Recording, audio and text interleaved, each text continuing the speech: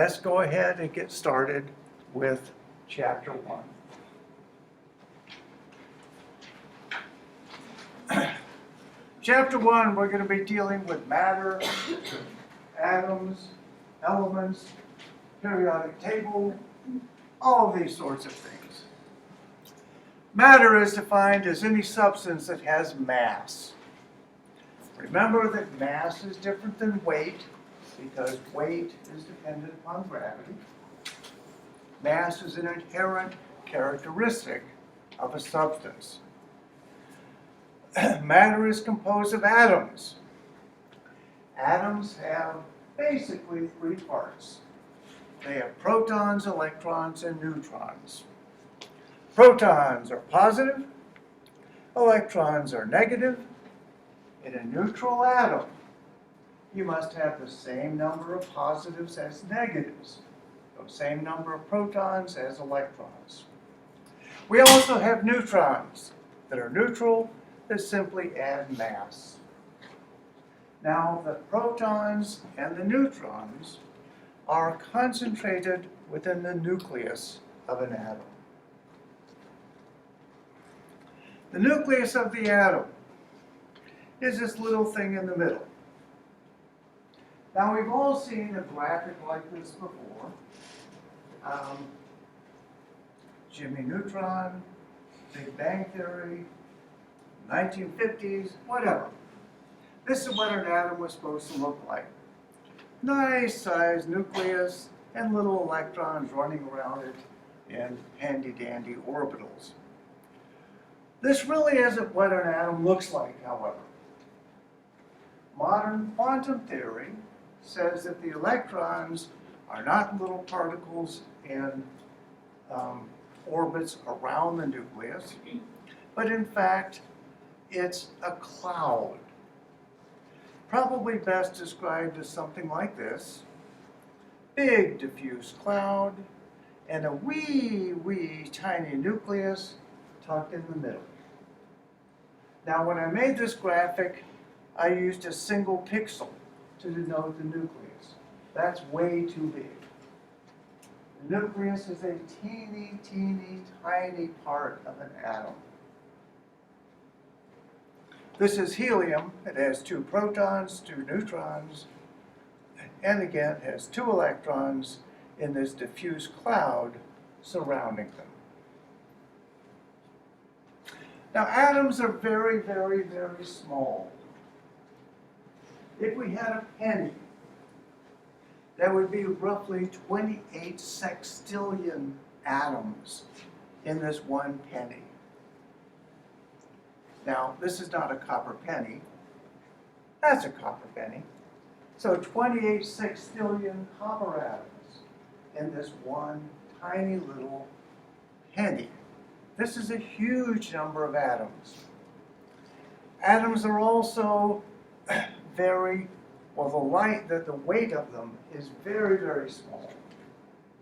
A single proton weighs about 1.67 times 10 to the minus 24 grams. Now this number is in scientific notation. We'll talk about that in a moment. But what it really means is this. We have 1.67 and we have 23 zeros in front of it per gram. So they're very small. When we do scientific notation, and again we're going to talk about this in detail, what we do is move our decimal point over until we hit the first non-zero digit, put it here, 1.67, and then count the number of places we had to move. That was 24, so this is 10 to the minus 24 as our number. We will use scientific notation all the time. Make sure that we know how to do this. Neutron is darn near the same mass as a proton. It's again 10 to the minus 24 grams. But the electron is much less. So virtually all of the mass of an atom virtually all of it, is confined to this little tiny dot in the center. The electrons contribute virtually nothing to the mass. Now, if you have a substance that contains only one type of atom, we call that an element.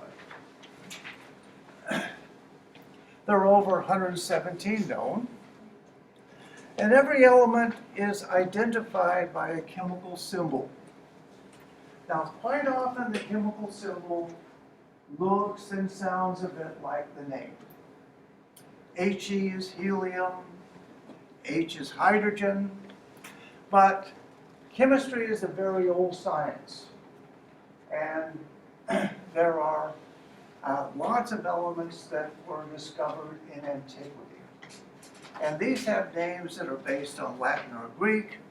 For instance, iron is not IR, that's iridium. It's Fe for ferrium. As chemists, we tend to organize these elements in what we call the periodic table. There's one right here.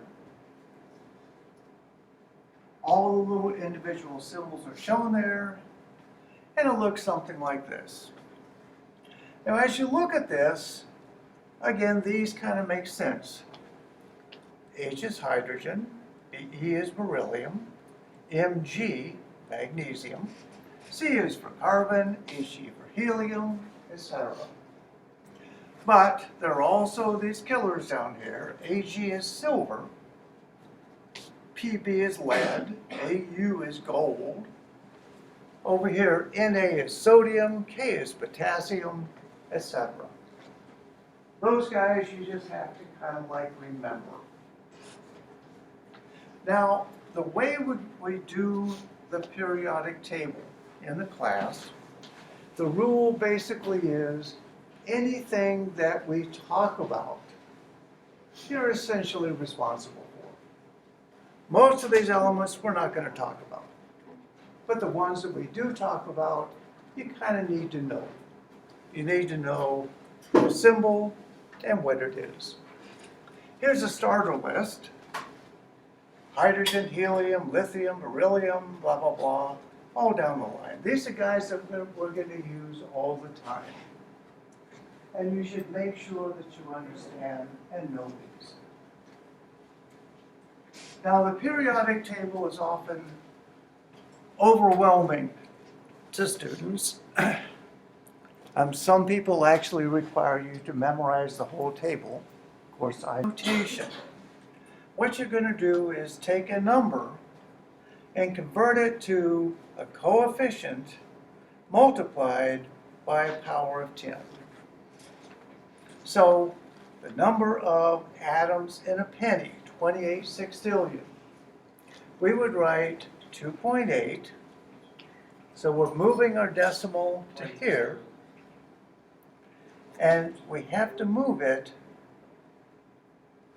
22 places to get there. So that's 10 to the 22nd. We said mass of a proton. What's this number? This is going to be 1.67 times 10 to the minus 24. Again, we're moving our decimal place from here all the way to here, and we're counting how many places we had to move. And that was minus 24 places. That is scientific notation.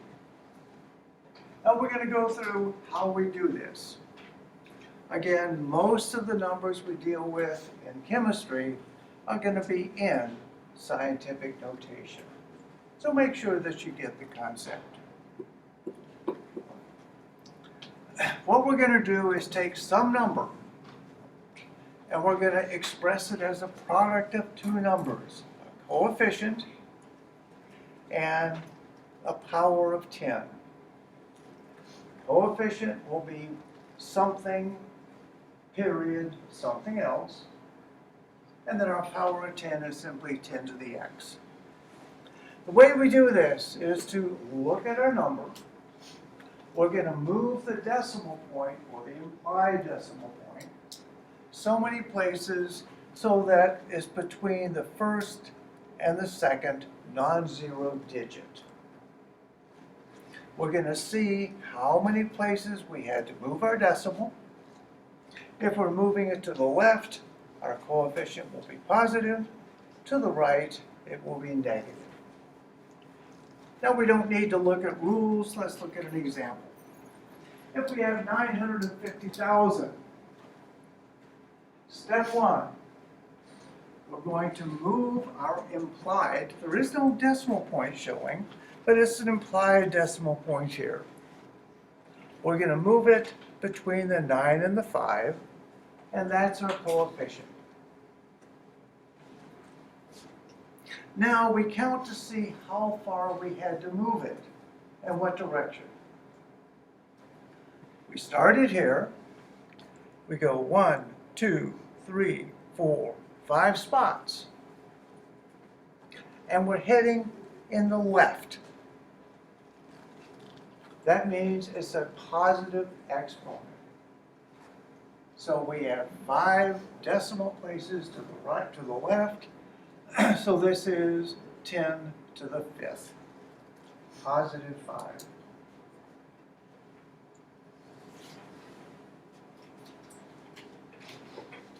Any question on the concept here? You look at your number, you're going to put the decimal between the first and the second non-zero digit, and then count as you go right or left and how many spots. So let's look at some examples. On your mini print, you should have this as a set of problems. Let's go ahead and work these one at a time. If you didn't do the mini prints, you should have, because it saves you lots and lots of writing and stuff. It makes it real easy, if you learn to write real small, to do these things in real time. I'll pause just a second while you look at it.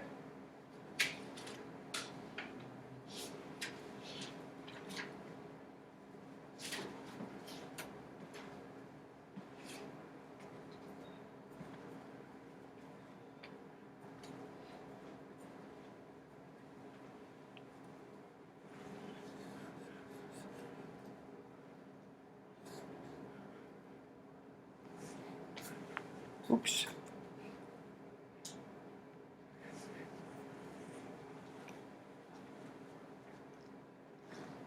Our first one. The first non-zero digits are 257. So we want to put our decimal point here. So the first thing we would do is write 2.57.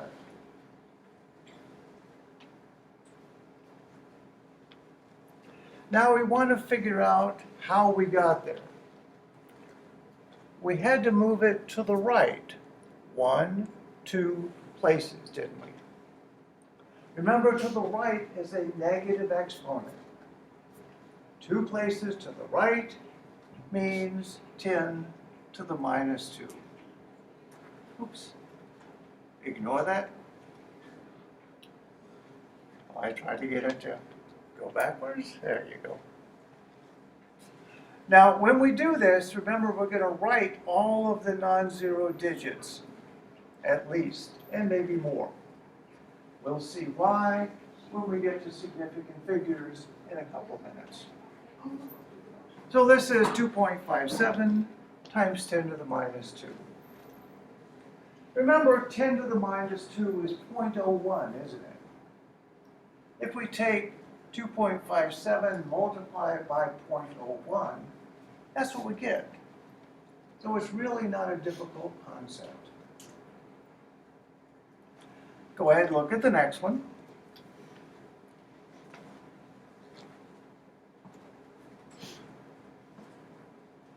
We want to put our decimal between the 1 and the 2. So that's what we have for our coefficient. Now to get there, we had to move our decimal point 1 2 places to the left. Move it to the left, that's a positive exponent. So that means our exponent here is going to be 10 squared. Now 10 squared is 100, right? This is even easier to see. If you multiply 1.2 times 100, you get 125 whatever.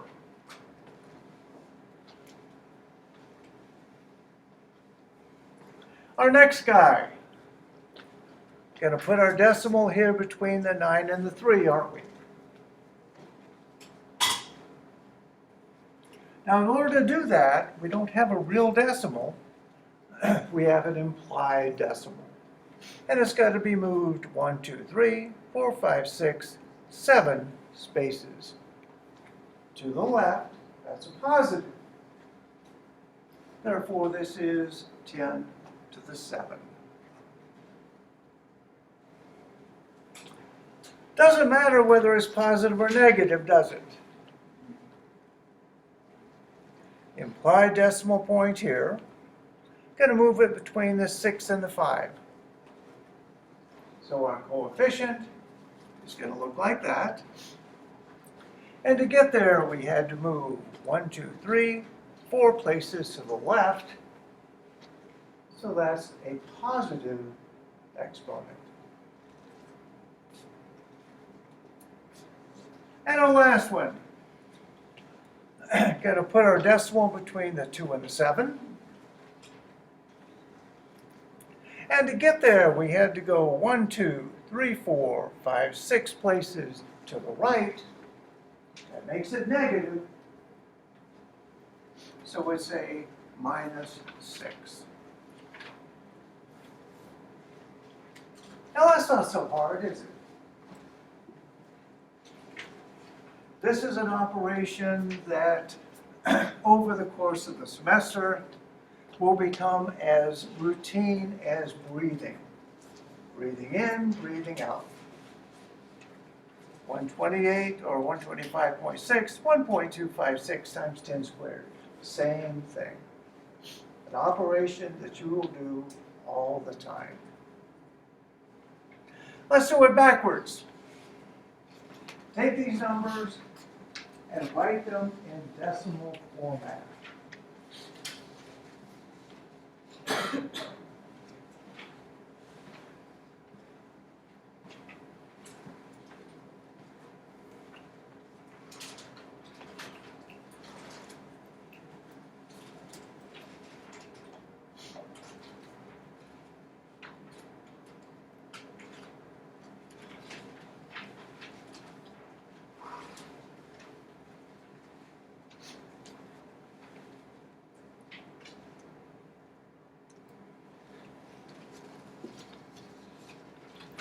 .57 times 10 squared.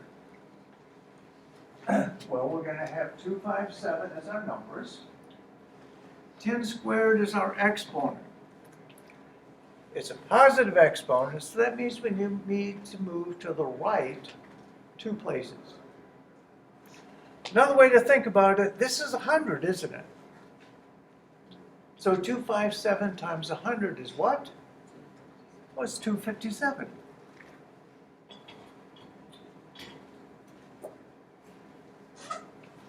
Now here we have something with a nice large negative exponent. There's a simple rule to remember here. If you have something with a negative exponent, you're going to put zeros in front of the number. Okay, zeros in front. The number of zeros you put is always going to be 1 less than the exponent because you use 1 to move it to here. So we need 6 zeros in front of this number, in front of 125, 6 zeros, decimal point. Then we're going to put a 0 in front of the decimal point that we don't count, but that's just the way it should look. And it should look like this. So here we are, we have 6 zeros in front, our decimal point, and we stick another 0 out there just because they say we should.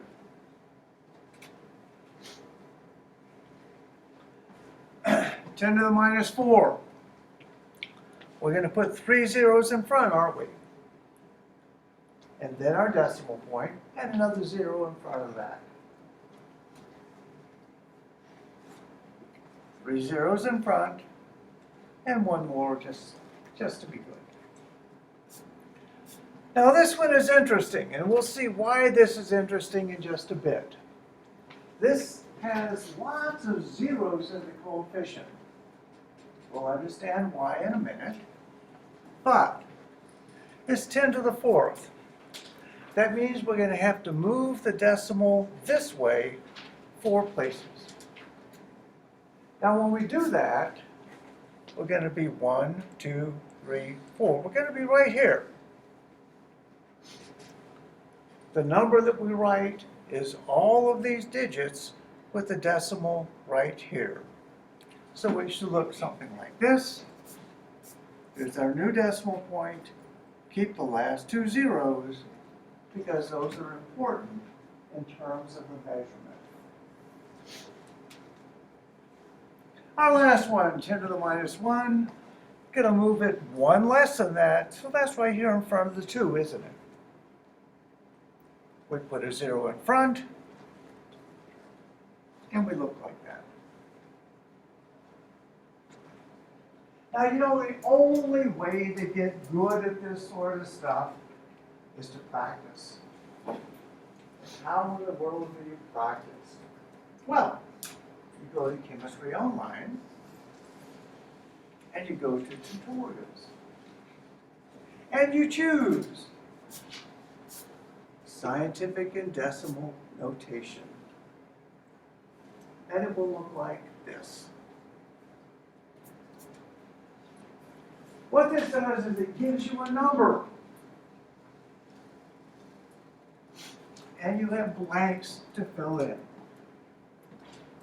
Here we're supposed to take 83 million and convert it to scientific notation. The first blank here, it doesn't show up very well on this screen, I'm sorry, but first blank here, you enter the coefficient. So we want it between the first non-zero digits, so it's between the 8 and 3, isn't it? So you would type in 8.3. Now, what do we have to do to get there? Well, we had to go to the left. 1, 2, 3, 4. 1, 2, 3. 1, 2, 3, 4. 5, 6, 7 places. So that's going to be a plus 7. You don't enter the plus sign, you simply enter the 7. And by gosh, it tells you that you're right. Isn't that rewarding? Let's do another one. I'll hush for a second. Convert 0.046 to scientific notation.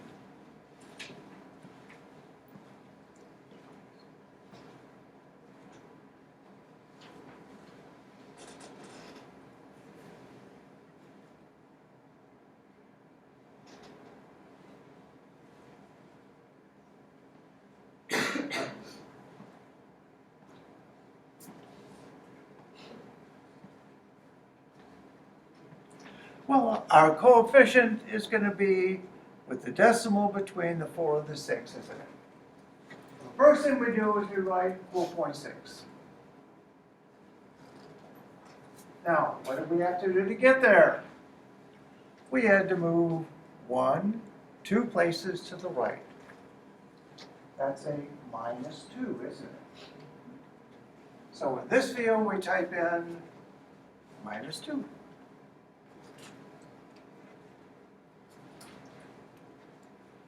Let's do it again. Here we have 7.1 times 10 to the minus 7. What in the world is that number in decimal?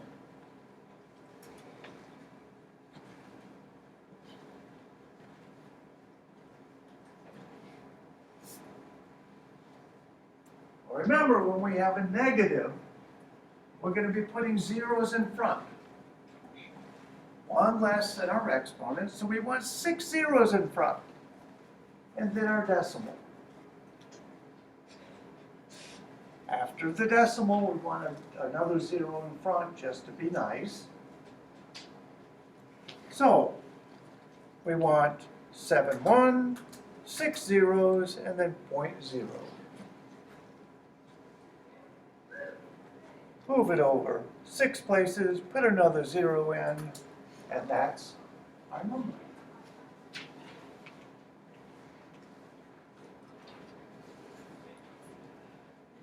One more here. 5.6 times 10 to the plus 7.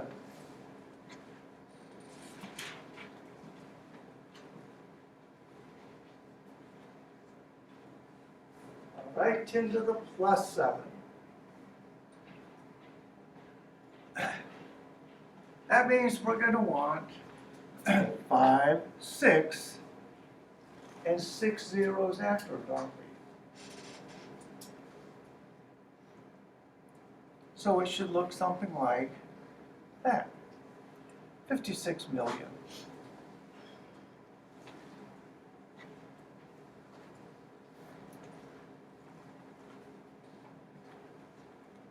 Last one. Here we have a number, lots of zeros in front, 6 1, scientific notation. We all know this now. First thing we do is we're going to write 6.1, that's our coefficient. Now, what do we have to do to get there? Well, we had to go 1, 2, 3, 4, 5, 6 places to the right, so that's a negative. So that's minus 6. I got it right. Think about the trauma of standing up here and doing this in real time. Okay, I don't have notes. I'm doing this in real time, just like you. Let's look at another tutorial.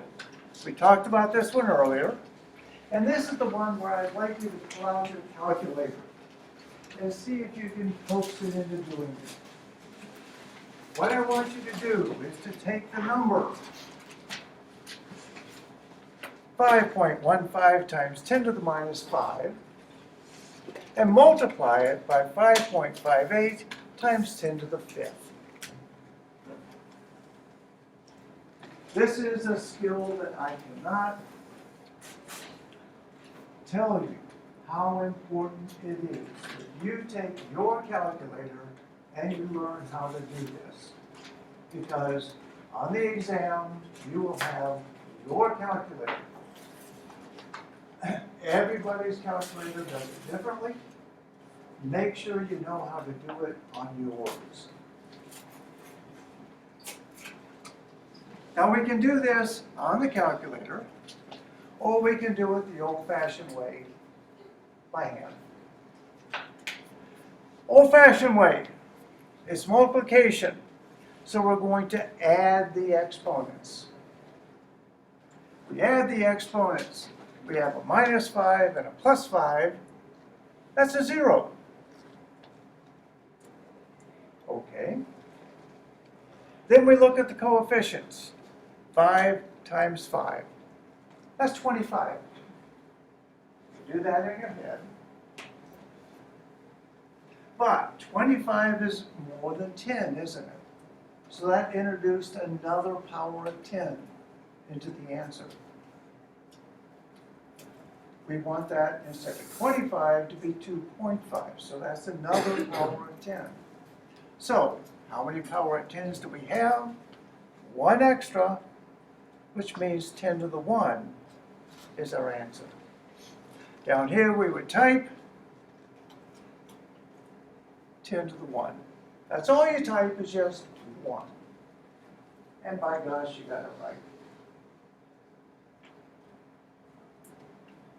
Now, you know, again, you can do it this way, but I really want you to sit down and do this with your calculator.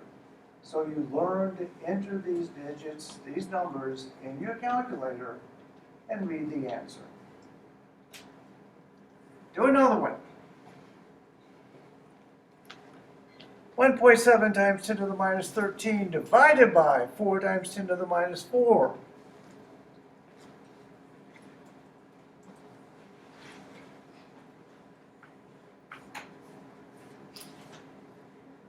As fast as I say them, you should be able to type them in your calculator. The old-fashioned way. This is division, so the exponents are going to subtract. We have a minus 13 and a minus 4, so we're going to subtract 4 from 13. 13 minus a minus 4 is minus 9. Now we look at the coefficients. It's basically 2 divided by 4. That's about a half-ish. But again, that's 0.5, so that's one negative exponent that we've added. So instead of 10 to the minus 9, it's going to be 10 to the minus 10. And we type in minus 10, and that's correct.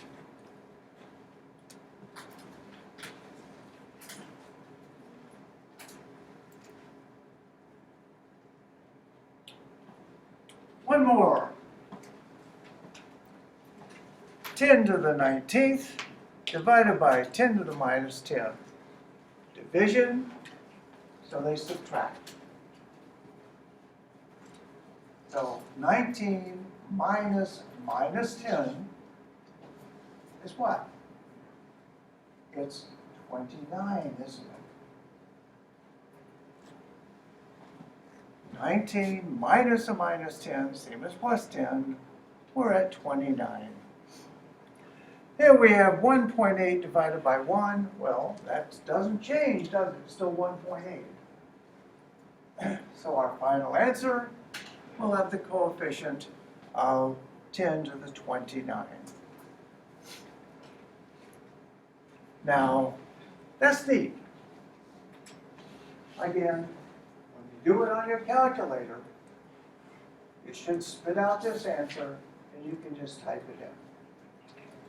Now, if you do this 5 times, and you get it correct, this little thing at the bottom will show up. Now, this is a generic thing. It's a public website. Lots and lots of people around the world use it. This is my email address for Chemistry Online, intro@chemistryonline.com. Don't touch that. Don't change that. Don't put polyonic Triton. Don't do any of that stuff. Leave it alone. The second line here says your email. Don't put your email in there. Like I said, everybody here has a stupid email address. You all do. You know, I don't know who hotperson348@Yahoo is, and I don't want to, but you all have stupid addresses. I need to know who you are. So what you do is simply type in your name. When you do that, you hit submit, it goes off to me, and goes into the list. Now, why do you do that? Because every time you do this and you submit it, I will give you 5 points on your next hour exam. 5 points added to your exam. It's all through online? Oh my goodness. 5 points added to your exam total.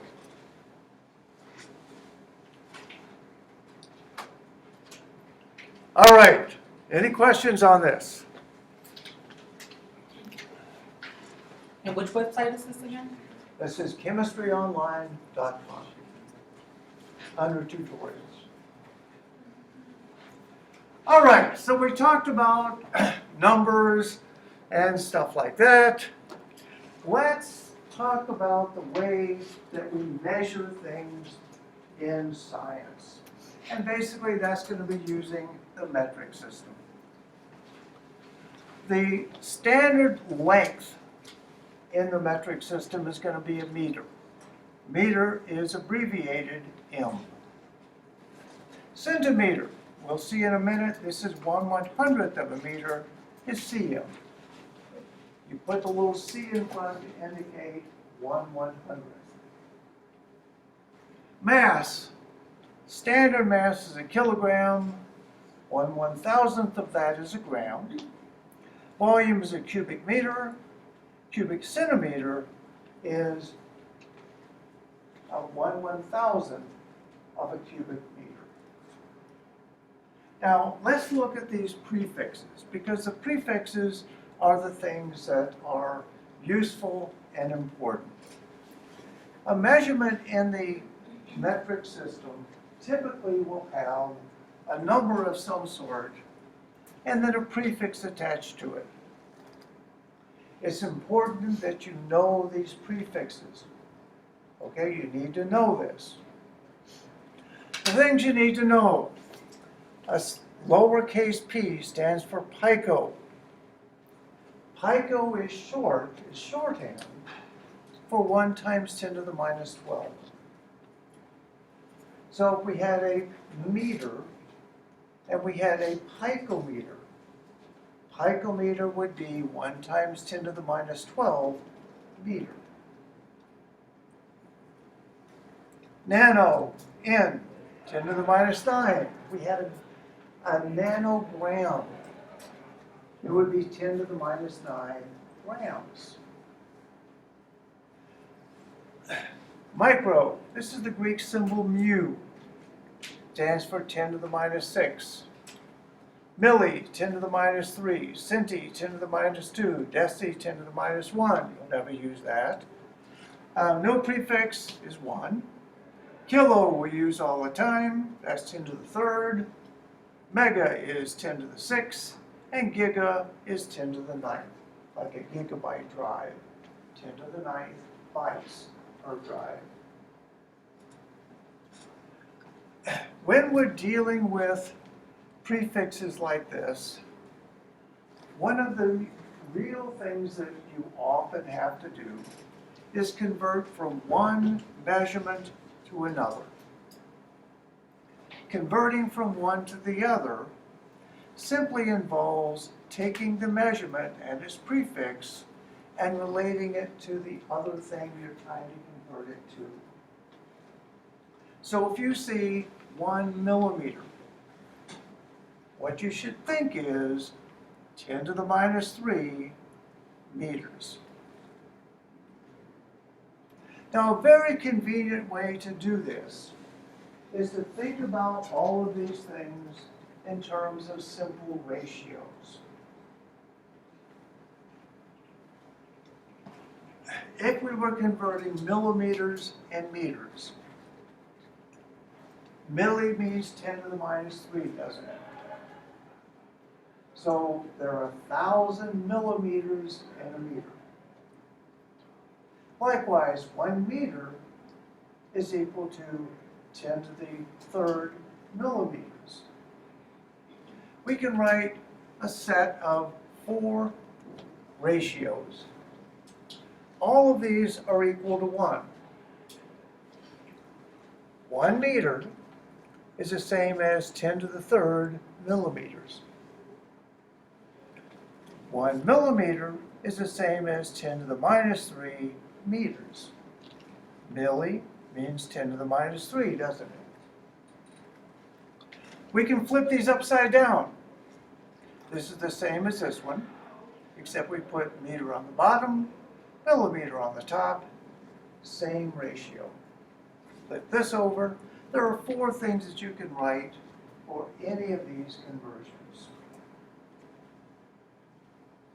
Now, these things are going to be very important in terms of being able to convert, say, picometers to meters. Let's see how we do this. If I ask you to convert meters, and picometers. What ratio would you use? There are two that you can write down. Pico, remember, is 10 to the minus 12. That means that in 1 meter, you have 10 to the 12 picometers. Likewise, 10 to the minus 12 meters is the same as 1 picometer. 10 to the minus 12 meters. So we could write two ratios. 1 meter is 10 to the 12 picometers, or 1 picometer is 10 to the minus 12 meters. Think about this logic. What does P stand for? It stands for 10 to the minus 12, doesn't it? So this is 10 to the 12th times 10 to the minus 12, that's 1. So that's 1 and 1. The same thing here. Picometer, 10 to the minus 12, and here's meter.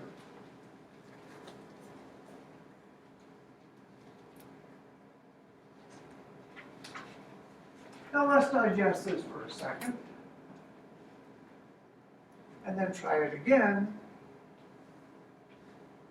with meter and micrometer. Remember, micro is here at 10 to the minus 6.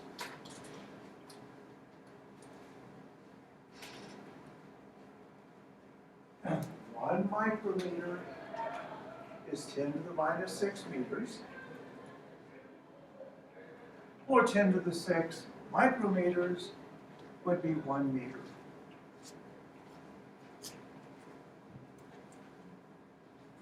Therefore, you could write two ratios, and they would look something like this. Remember, micro is 10 to the minus 6, so 10 to the 6 times 10 to the minus 6 is 1.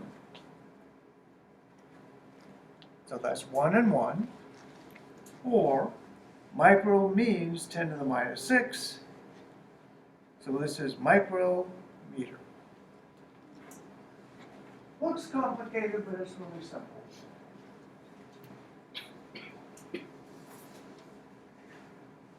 Let's do one more. Nanometers. Nano is 10 to the minus 9.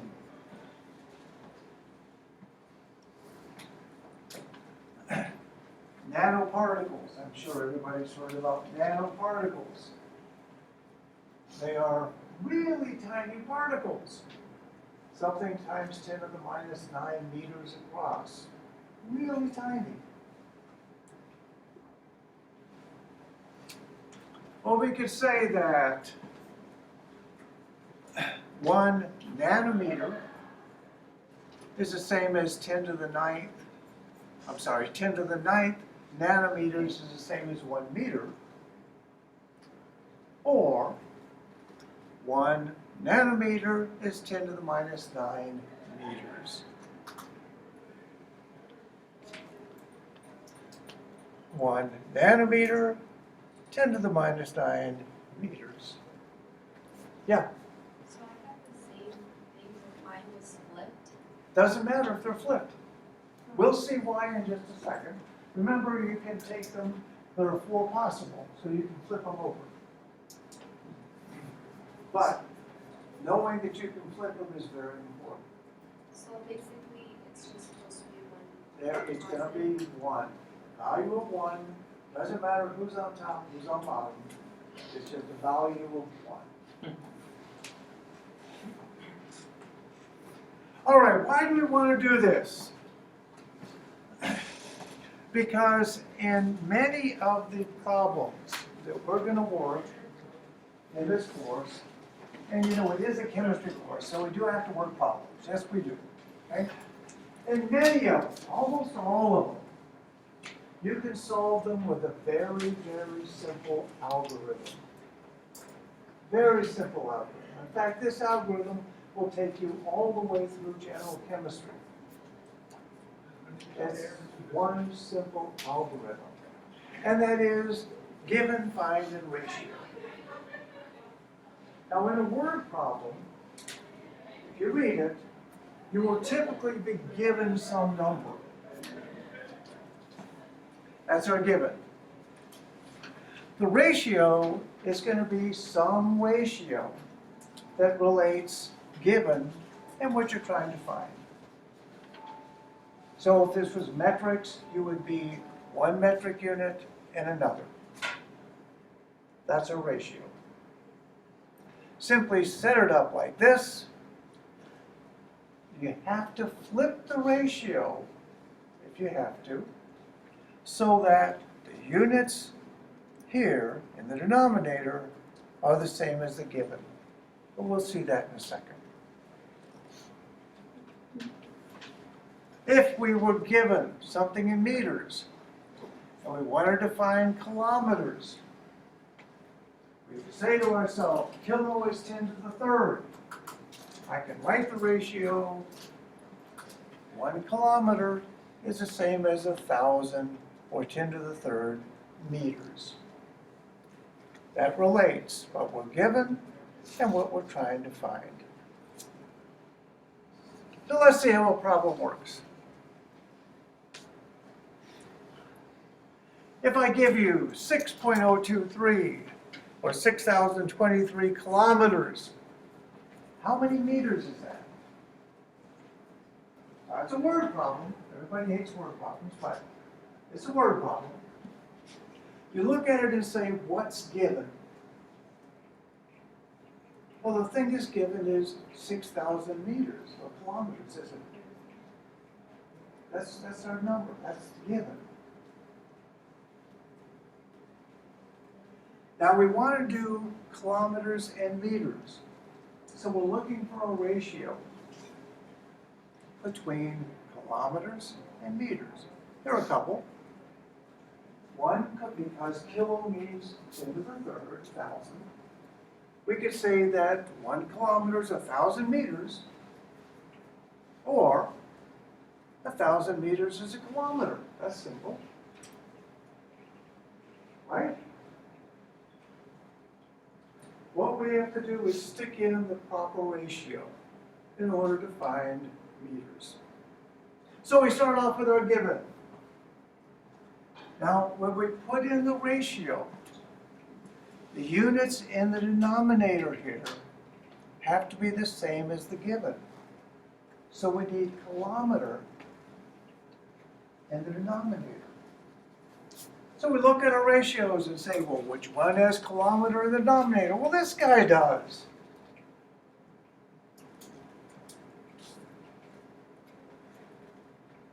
So we write the ratio this way. And when we do that, algebraically, kilometers and kilometers cancel, and we're left only with meters. That's how it works. You set up the ratio so it cancels with the given, and you're left only with the units that you want. This simple approach, I promise you, would solve virtually every numeric problem you do all the way through general chemistry. It's an absolute, nobody really teaches this anymore, but it's the simple, standard way to do it. Given times the ratio gives you what you want to find. In this case, we have 6,000 meters, 6,000 here, 1,000 here. That's going to be millions. Going to add our exponents, and we get 6 times 10 to the 6th meters. And if you know how to use your calculator, it spits it out properly with the proper exponent. That's why you want to know how to do the calculator thing. Now let's go ahead and just look at some simple problems, and all I want you to do here is to be able to think about the ratios that you would want. So let's look at this set.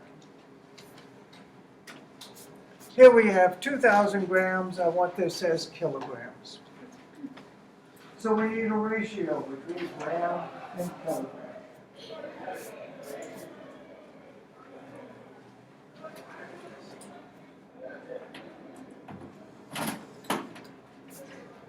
Don't you wish our class was that much fun?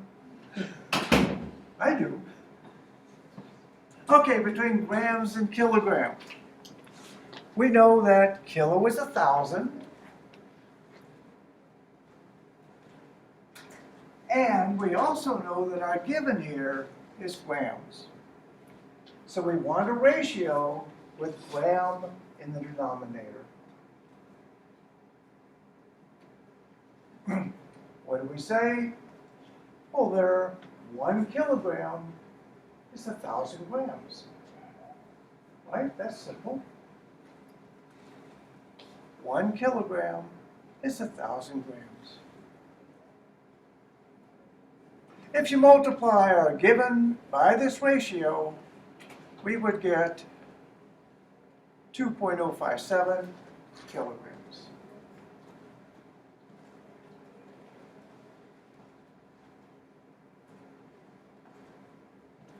Think about the next one.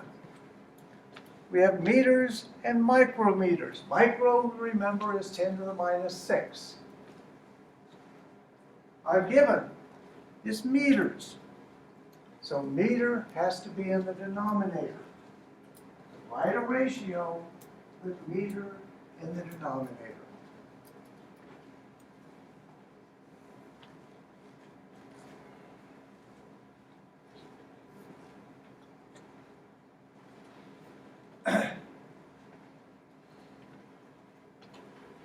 We could write something like 10 to the 6th micrometers is 1 meter.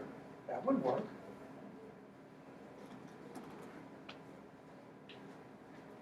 Or we could say 1 micrometer is 10 to the minus 6 meters. Either one works perfectly fine. If we take our given, multiply it by this ratio, we would get 0.125 micrometers.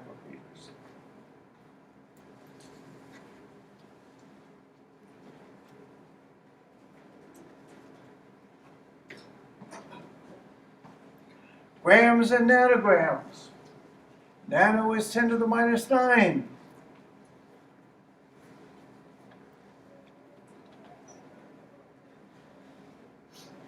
We must have gram in our denominator. So one of the ratios that would work, 1 nanogram, 10 to the minus 9 grams. Multiply it out, and you would get 9 times 10 to the 5th nanograms.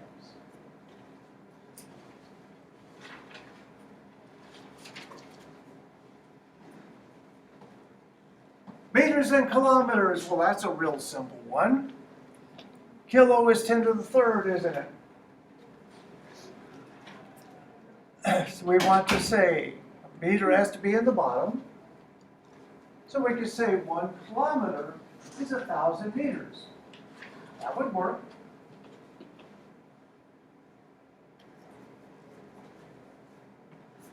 One kilometer is the same as 1,000 meters. Meters will cancel, and we would get 65 kilometers.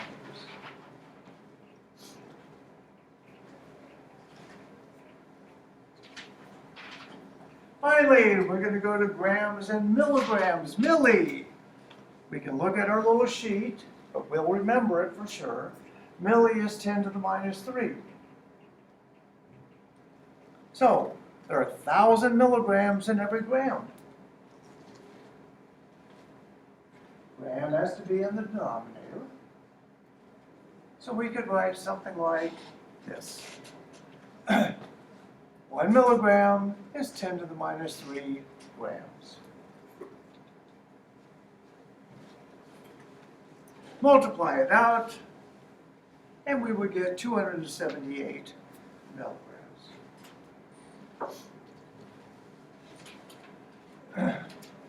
Now I know this kind of springs on you quickly.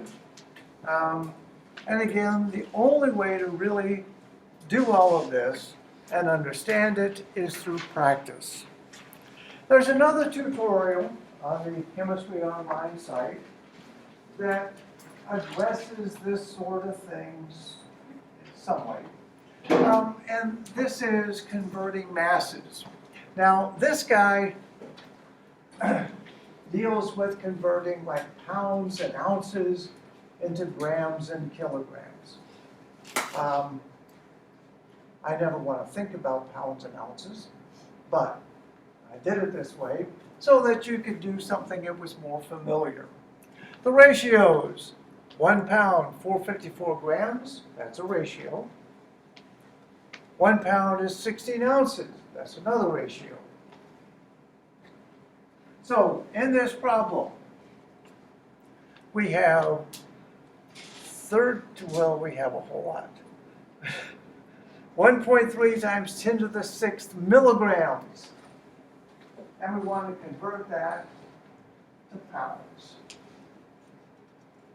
Well, the first thing we have to do is convert milligrams to grams, right? Milli is 10 to the minus 3. So, first thing we want to do is use this ratio. 1,000 milligrams per gram. We're going to need to flip this over so that milligrams would cancel. Remember, we can flip these ratios over all we want. So what we would write is something like this. Here's our given. 1.38 times 10 to the 6 milligrams. 1 gram is 10 to the 3rd milligrams. Milligram will cancel. And we'll be left with 1.38 times 10 to the 3rd grams. Ignore the x through it. Now that's our new given for our second ratio. Our second ratio, we're going to take this number of grams and convert it to pounds. Grams and grams will cancel. And when we do that, we simply take 1.38 times 10 to the 3rd divided by 454, and we get about 3 pounds.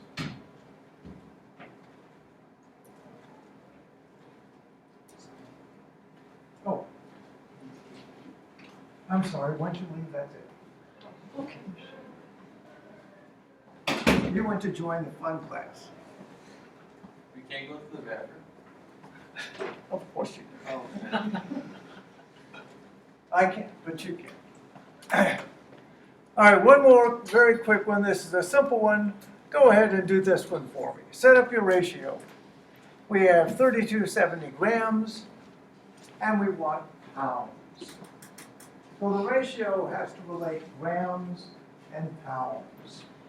Typically, I will talk straight through, hardly taking a breath, okay, for the full 2.5 hours. If you need to leave, sneak out, I'll let you back in. But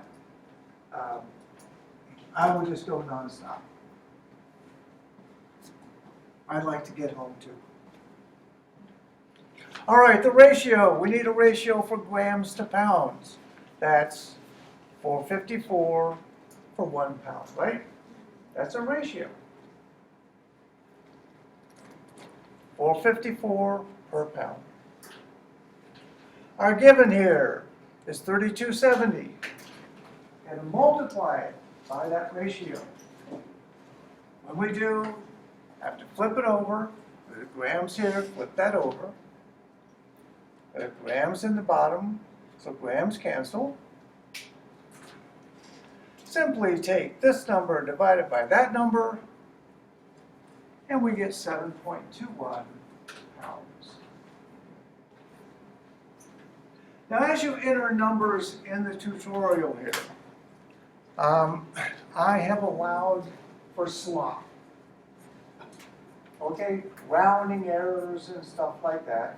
Typically, if your number is within 5%, it's going to work. So if you enter 7.20, that'll work fine. So don't worry, don't be obsessive about rounding and whatever. Typically, that's going to work fine. Once again, this ratio, or this tutorial, will earn you 5 points. Last thing I want to talk about in SI units is temperature. We're all familiar with temperature. It's 32 outside now, that's freezing. We know that water boils at 212, that's the Fahrenheit scale. In science, we don't use Fahrenheit, we use centigrade. In the centigrade scale, water freezes at 0 and it boils at 100. Nice and simple. The other scale that we use is the Kelvin scale. Now we're going to learn about why we use the Kelvin scale all the way up in chapter 9. But Kelvin scale, water will freeze not at 0 or 32, it freezes at 273. And it boils at 373. The convenient thing is that there's 100 little units here and 100 little units here. So the degree size is identical. It's just the numeric scales are shifted. And again, in chapter 9, we'll understand why Kelvin is important in chemistry. Any questions?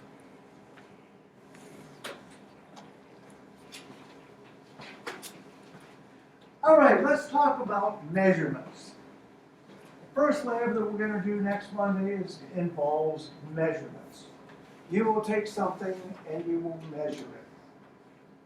You're going to have to report that measurement. Okay, we can all do this. Let's say that I had a ruler and I put this little arrow there and I said, tell me, where is that arrow pointing?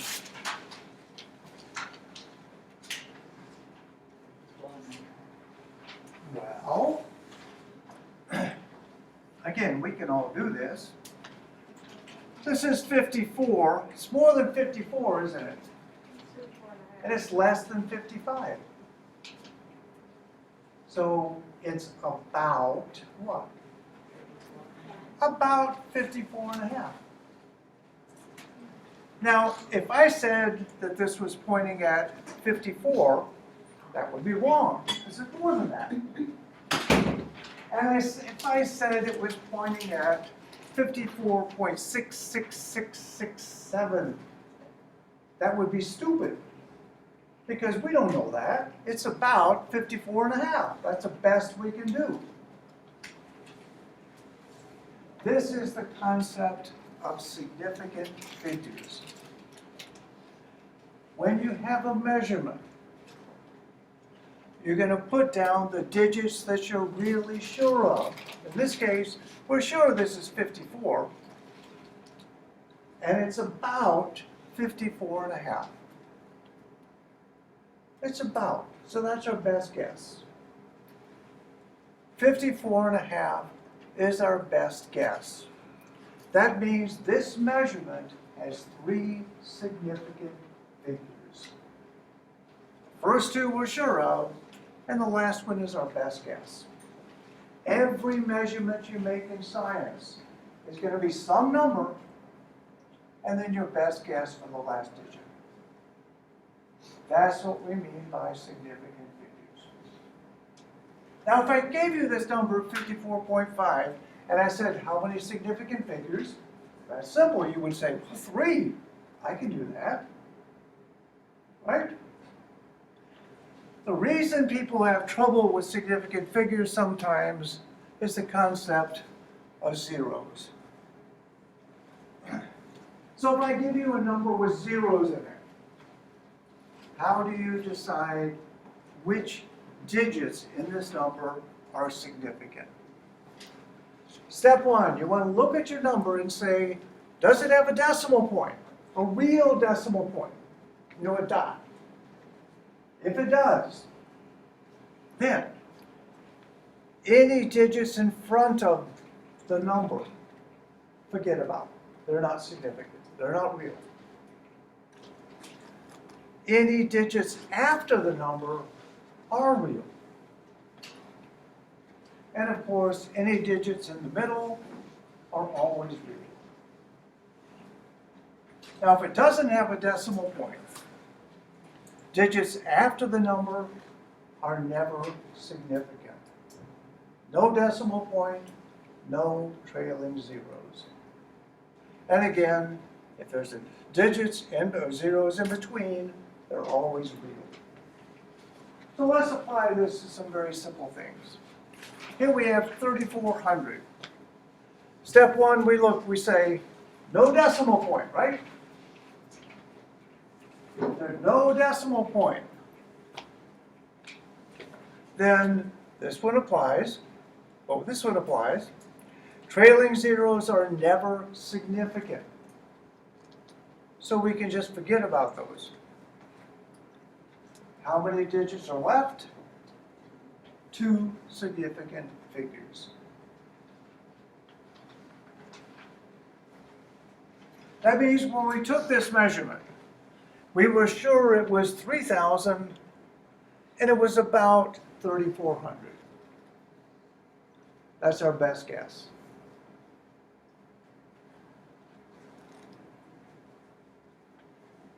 Here's another number. Step one, does it have a decimal point? Well, yes, it does. That means that leading zeros are never significant. So we wipe them out. Trailing zeros, however, are real.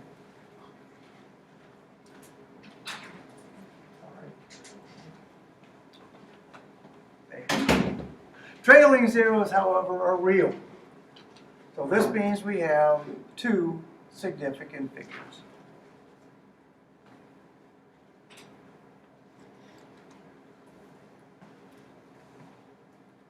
We have a decimal point. So what do we do with the leading zeros? We ignore them. This zero is in between real numbers, so it's real. So how many digits do we have? We have 3 significant figures.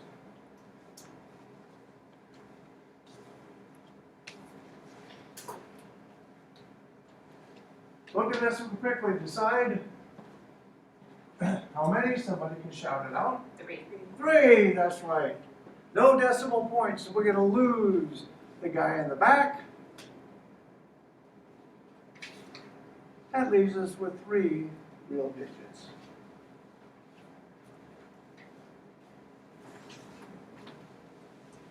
Now say we have 6.02 times 10 to the 23rd. What in the world would we do with this? Well, we know how to do exponential notation, don't we? So really this means we're going to move our decimal over here. We're going to put, well, we're going to move it up a whole bunch. 21 spots, and we're going to get a number like this. Now, if we write it this way and look at it, it's simple. There's no decimal point, is there? So what do we do with all these decimals at the end? They're gone. Doesn't that have to be negative? Hmm? Go forward. Nope. Oh, It's 23rd, so we're going this way. Big number. So we have 3 significant figures.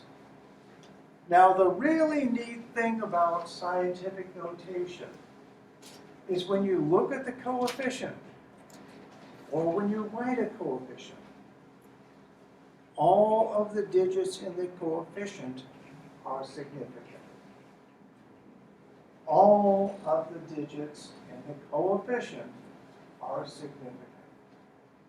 6.02 times 10 to the 23rd, ignore the exponent, automatically we have 3 significant figures. So does that mean if it was like 6.0200, Then it would all be significant. All right, take these guys. Let's do two things. Let's convert it to scientific notation, just to make sure we remember how, and put in the proper number of significant figures.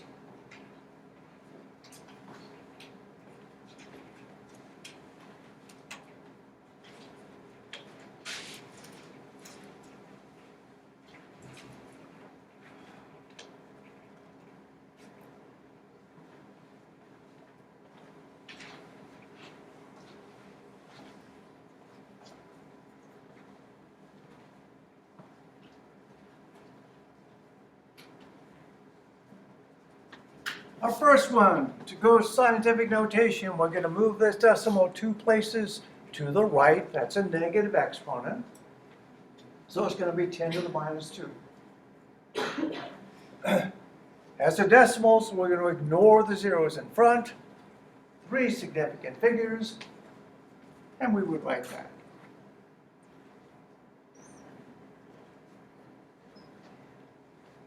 Our next one, we have 125.6. Going to move our decimal over here. But these are all real digits, aren't they? So they're all significant. So we're going to write 1.26 times 10 squared.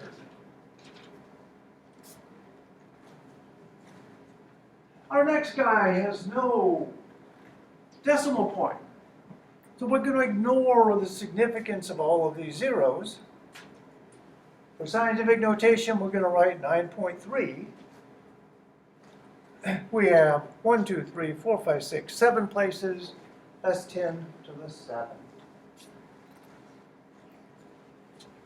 Now this one, we have a decimal point, don't we? That means that all of those zeros are real. All of those zeros are part of the real measurement.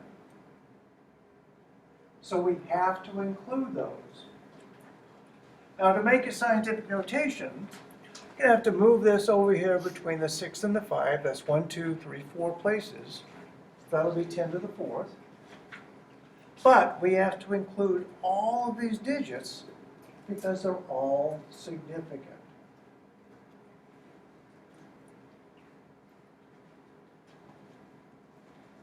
And our last one here. Going to move our decimal between the 2 and the 7. To do that, we have to go 1, 2, 3, 4, 5, 6 places. It has a decimal, so we ignore all the zeros in front. And that's what we get.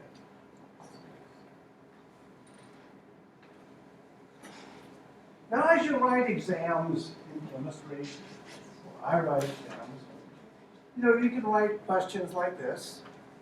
That's fine. But those get boring after a while. This one I think is much more fun. Quickly take these and put them in order.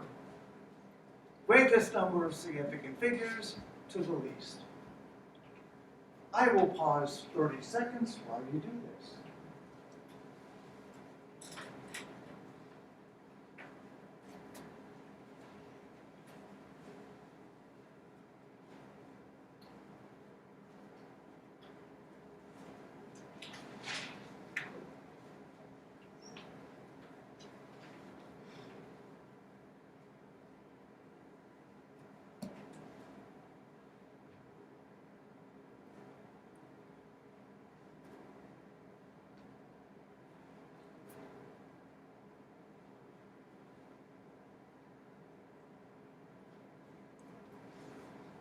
That's 30.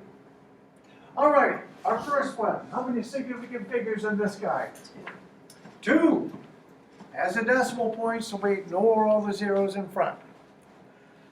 This guy, we have lots of zeros in the middle, but they're in the middle. So this one has 1, 2, 3, 4, 5, right? The next guy, we have a decimal, so that means all of these zeros count. So that's 1, 2, 3, 4, 5, 6, 7. No decimal. Get rid of the zeros at the end. We're left with 4. Here we have a decimal and a whole bunch of zeros. 1, 2, 3, 4, 5, 6, 7. That would be number 8. And here we have no decimal, so this is only 3. So the one that wins is going to be this thing with 8 significant figures. Our second one, 7 for this guy. Our third one with 5 is our 60,000. With 4, we have this guy, because remember, those no decimal. We have a 3, and finally, we have a 2.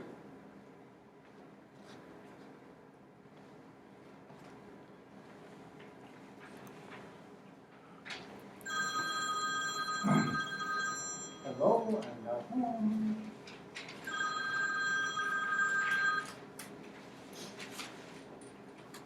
Okay, well, one of everybody's favorite tutorials on Chemistry Online is entitled Significant Figures. Quickly look at this number, tell me how many, and you write it in the box.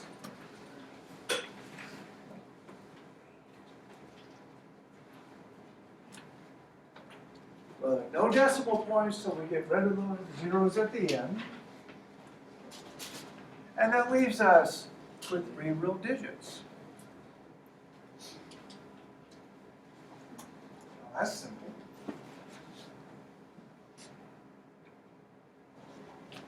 How about this guy?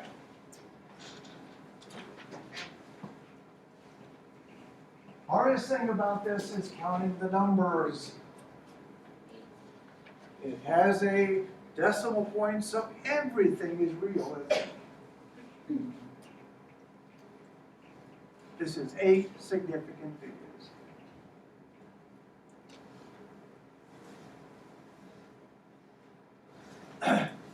4.870 times 10 to the minus 1.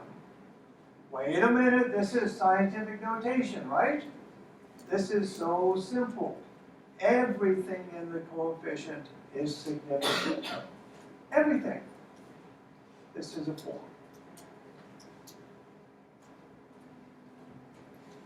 This guy, 0.070. As in decimals, we dump the zeros in front, keep the zeros in the back, and we have 2 significant figures. Now, like I said, everybody loves this tutorial, and you know that if you do this, you get 5 points, but please don't try to do it 5 times. It only counts once. Okay, you can only do it once for credit. You can do it as many times as you want, but only submit it once because then I have to go through and sort them, and that's a real pain. But again, 5 points if you do 5 of these and get them right. Yeah? So it would have to be like for the decimal I'm sorry? exponents, so it would only have to be for a certain section. Yep. Like at the beginning, 5, the next second 5. And that's It doesn't have to be 5 in a row. You can miss something on the way. But as long as you get 5 correct answers, the magic dialogue appears. Remember, type in your name. Don't change anything. Type in your name and hit submit. So anything on this section, right? Yep. All right. Let's return back to elements, compounds, and stuff like that. We said that matter is any substance that occupies space and has mass. That's simple. We said that elements contain only one type of atom. That's fine. But if you take more than one type of atom and you combine them, you make something that we call a compound. This is methane. It has 1 carbon and 4 hydrogens. All methane atom or molecules look exactly like this. Well, we'll see that this is arranged in what's called a tetrahedron. Carbon in the middle, 4 hydrogens around. Every methane molecule looks exactly like this. That's a compound. In order to, when you have a compound, you need to use some chemical means to break it down into simple substances. A pure substance we define as containing only one kind of matter.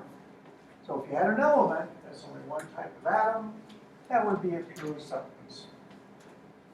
If we take a couple compounds or elements, whatever, and mix them together, we can make what we call a mixture. Now, most people don't think of mixtures as being very complicated, but there are actually two types of mixtures we want to worry about. One is a heterogeneous mixture, and the other is a homogeneous mixture. It has to do with the homogeneous or heterogeneous nature of a sample that you take. For example, if we had gravel, if you look at this picture, if I took a handful of gravel from here, I would have a certain number of red rocks, certain number of black rocks, whatever. But if I took a handful from over here, I would have a different ratio. That's heterogeneous. Heterogeneous mixture, if you wanted to, you could sit down and you could take this and sort it out into red, gray, black, whatever. It's heterogeneous. You can do that. A homogeneous mixture, however, is something like this. Salt dissolved in water. Dissolve salt in water, it looks just like water, doesn't it? Any sample that you take out of the water here is going to have exactly the same composition of salt and water. It's homogeneous. Yet we know it's a mixture because we can separate it simply, in this case, by evaporation. If we let the water evaporate, we're left with salt, and the water's gone off as water vapor. So a mixture you can easily separate physically, and it exists either as a heterogeneous mixture or a homogeneous mixture. Usually anything that's homogeneous is going to be a solution. Let's just look at a few examples here. This is a rock. Is a rock a pure substance, or is it a mixture?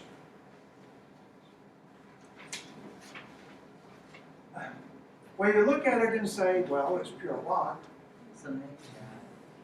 Absolutely. If we took this and we did a thin section, we would see that this is an aggregate of lots of little things pressed together to form a rock.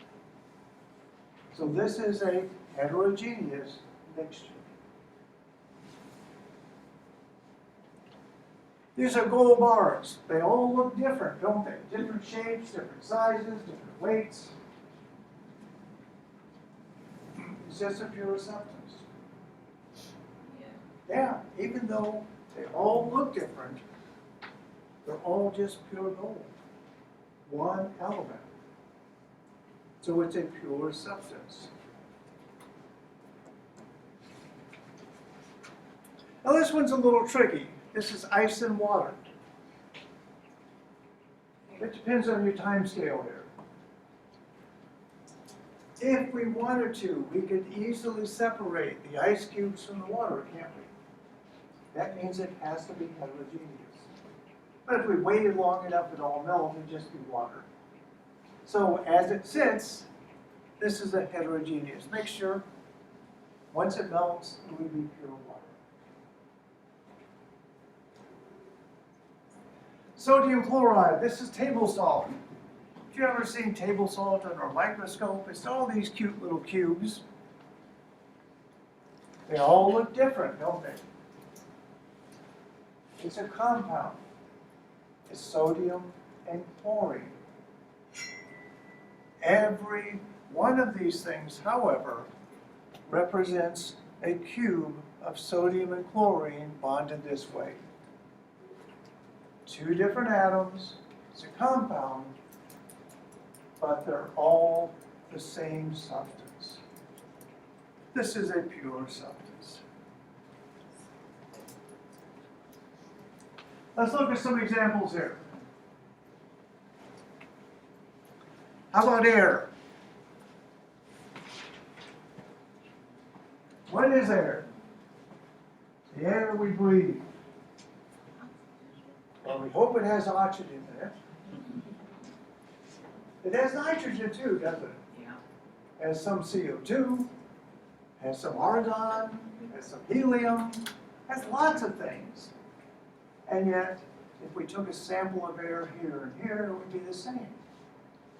This is a homogeneous mixture.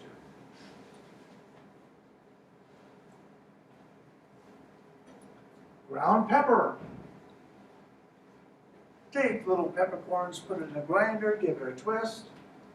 You get little flecks of what? White, black, gray.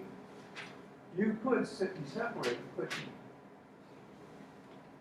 It's a heterogeneous mixture. Seawater, just like the salt water we talked about. Any sample you take from within a locality is going to have the same composition. So it is a solution, and again, it's a homogeneous mixture. How about sugar? Sugar is a compound.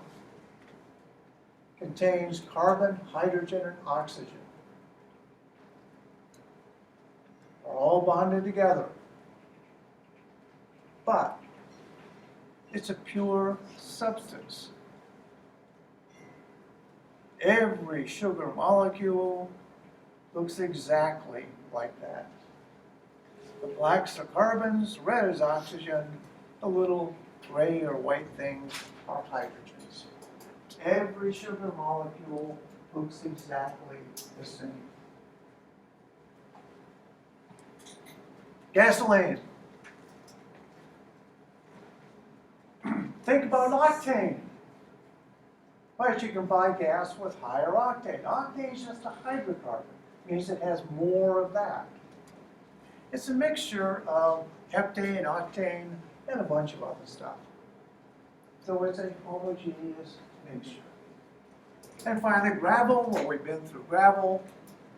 Gravel, easily separated, just a bunch of little rocks.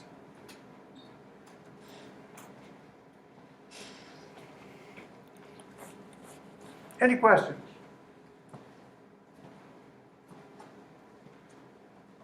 All right, let's move forward to the states of matter then. Physical properties. When you have a substance, you can describe that substance. The description of the substance is a physical property. We'll see that appearance, melting point, boiling point, and most importantly for us right now, density is a physical property. It's simply descriptive of the substance. This is water in the solid phase. As it melts, it drips, and of course there's water vapor all around it. Now the way this happens, we have solids, liquids, and gases. These differ by the inherent energy in the particles. We'll see in just a minute that the thing that distinguishes between solids, liquids, and gases is this simple energy, average energy of the individual particles. Let's look at solids first. Solids, they have a defined shape, that's a lump, and they have a defined volume. Liquids have a defined volume, They occupy the volume of the container, as we see. They go to the shape of the container, but they have a defined volume. The shape is variable, but the volume is constant. And a gas will totally fill a container. It has no shape and fully takes on the volume of anything you put it in. We can do transitions. We start off with a solid and put in heat. We can melt it and make a liquid. We can freeze it and make a solid again. This happens at the melting point and boiling point. If we have a liquid, we can make it into a gas within some energy. We evaporate it into a gas. We can condense it back into a liquid. There's one other transition that we don't talk a lot about. You can go directly from a solid to a gas by the process of sublimation. Now the important things here are melting points and boiling points.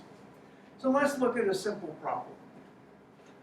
This is bromine. Bromine's an element, it's right there. Okay, Br. Has a melting point of -7.2 and a boiling point of 58. This is a little vial. This is frozen bromine in the bottom, liquid bromine here, and gaseous bromine above it. All three of them. So let's take bromine and say if we're at -20, what is its physical state?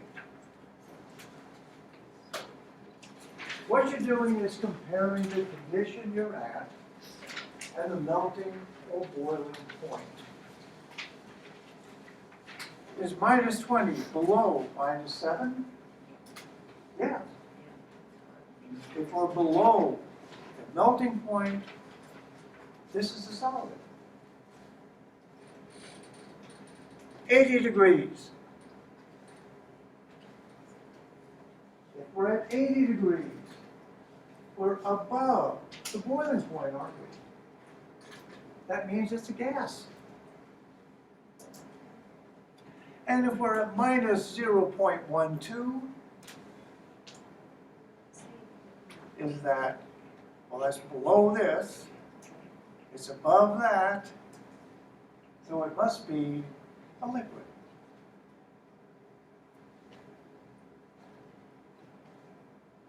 Let's look at a simple problem or two.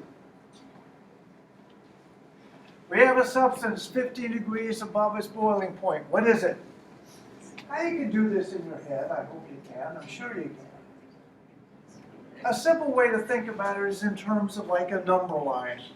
Okay, solid, liquid, and gas, melting point, boiling point. Here we're given that we're 15 degrees above the boiling point. So we're up here somewhere. We're above this. So obviously, what's our phase? We're a gas.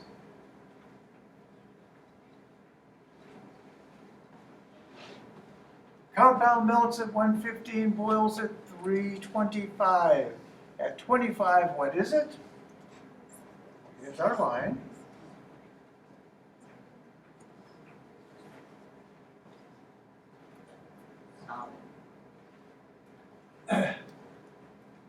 The melting point is 115.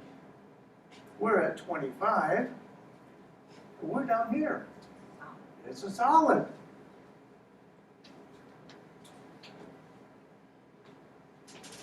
Melts at -45, boils at -4.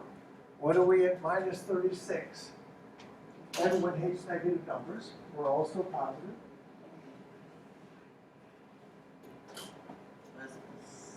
Solid. We're at -36. Or above the melting point, below the boiling point, and so it's a liquid. So liquid. Could be solid. Above the This is the temperature at which it goes from solid to liquid. That's the melting point. We're above that. So it's a liquid. All right, why does this happen? It all has to do with what's called the kinetic molecular theory. Kinetic molecular theory basically says that every particle in the universe has an attraction for every other particle in the universe. Has an attraction. This is a little ball of buckyball magnets. Remember those? Incredibly toxic, can't even buy them anymore. But they're fun to play with. Imagine the magnetic force holding these together. That's the intermolecular force. This represents a simple solid because they're all held together by this intermolecular force. When we have a solid, what we're saying is these particles don't have enough inherent energy in themselves to escape from each other. So they just kind of sit there and shake. They'd like to go away, but they can't. They just sit there and shake. Kinetic theory tells us that everything is in motion, but they don't have enough energy to break these bonds. When we have a liquid, we've put in enough energy so the particles can slip and slide next to each other, but they still can't get away.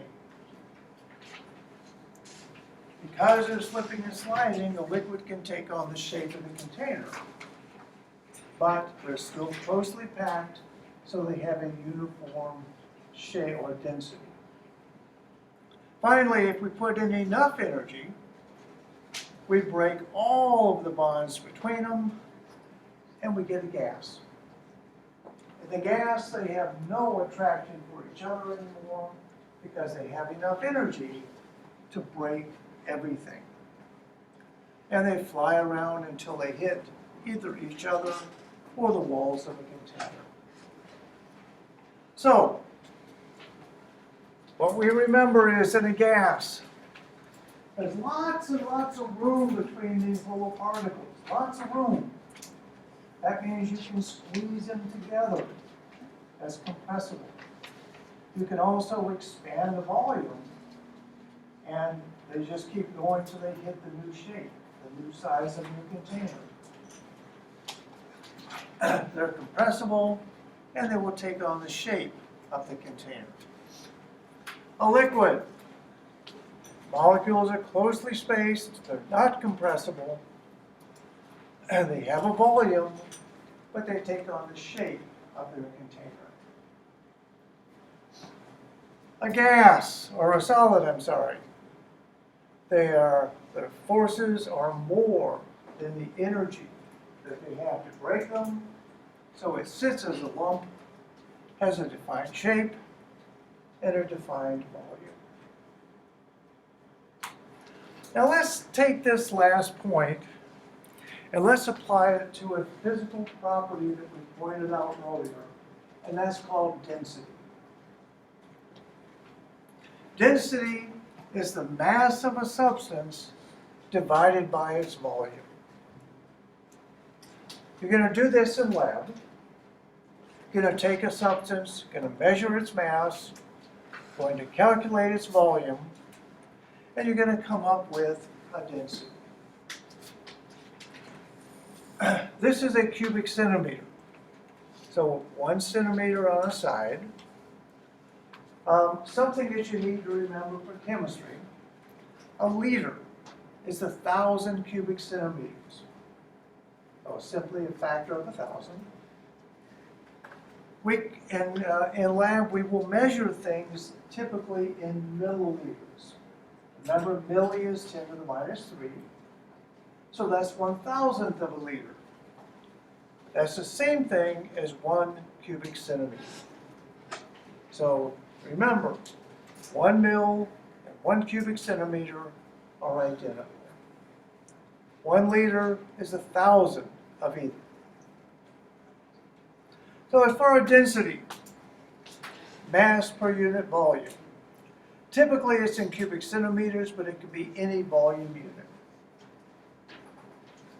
Let's say we have a little lump of gold. We have 1 cubic centimeter of gold and it weighs 19.3 grams. So what's our mass? 19.3. How many cubic centimeters? 1. Mass divided by volume. Mass divided by volume. The density of gold is 19.3 grams per cubic centimeter.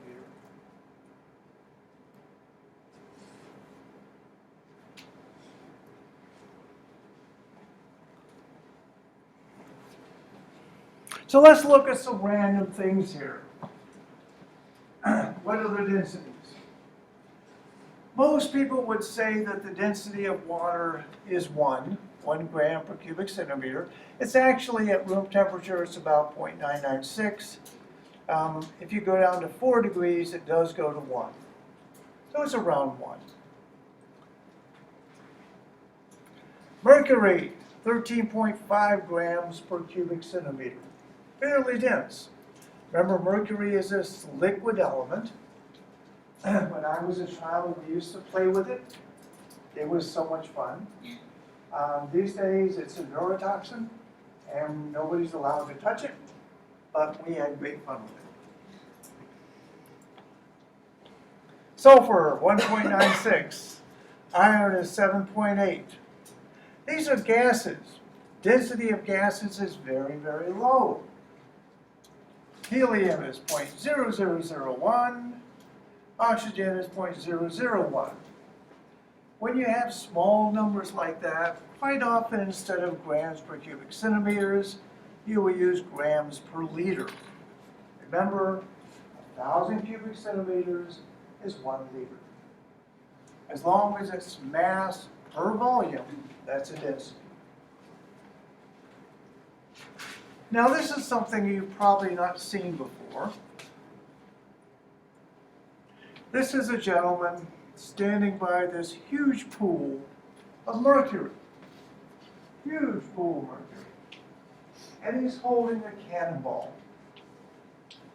He's going to take the cannonball and drop it in the mercury. Now, cannonballs are very heavy, aren't they? They're pure iron. Watch what happens. Hope he's holding his breath. Well, by gosh, the cannonball floats. Why does the cannonball float? Because the density of iron is 7.8, density of mercury is 13.5. The iron floats on the mercury. Kind of remarkable. All right, a problem. We have 250 cubic centimeters of a gas, and its mass is 0.45 grams. What's the density? Quickly calculate it for me. We'll see if we can do these problems 2 ways. One is to use a simple formula. Density is mass divided by volume. Or we're going to do them using the given ratio method. Density is mass per unit volume. We know the volume and the mass. Pretty easy to calculate the density, isn't it? Mass divided by volume. What's our mass here? 0.45 grams. What's the volume? 250 cubic centimeters.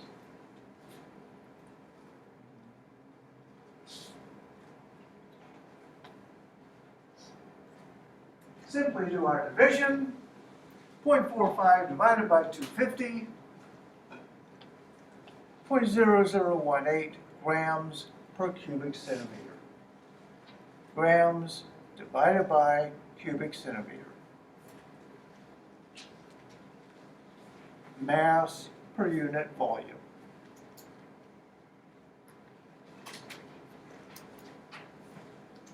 In the lab, you will take an object, you will measure its mass, like I said. You will measure its volume, and you will calculate its density. Here's another thing you're going to do in lab. If you have an irregular solid and you can't measure its volume easily, how can you do that? How can you calculate its density? Well, what you do is a very, very old method.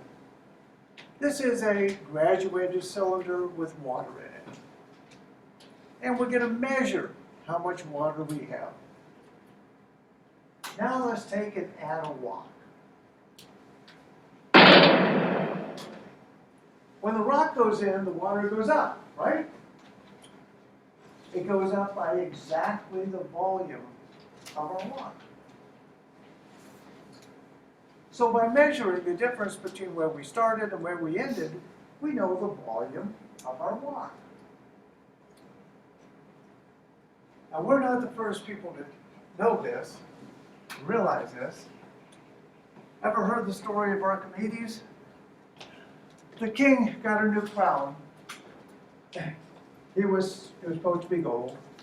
He was suspicious that the silversmith had taken and melted out some of the gold and put silver in instead, and that nobody would ever know. So he gave it to Archimedes and said, "Here, figure this out." I don't know. The story is, though, that he went and took a bath one day, had this tub, and he sat in the tub, and as he did, the water ran over the side. And he said, quote, "Eureka, I got it. I figured it out. It's going to displace enough water to equal its volume." So we figured out the volume, figured out the mass, turned out the silversmith got killed. Okay, fine, whatever. For this problem, we start off with 22.5 mils. It goes up to 45.6. So our volume is going to be the difference of those two. Our mass is our 43 grams. Remember, milliliters and cubic centimeters are identical. So 23.1 milliliters is the same as 23.1 cubic centimeters. And our density is 1.86. You will do this same experiment in lab. Not with the bathtub, but with the graduated cylinder.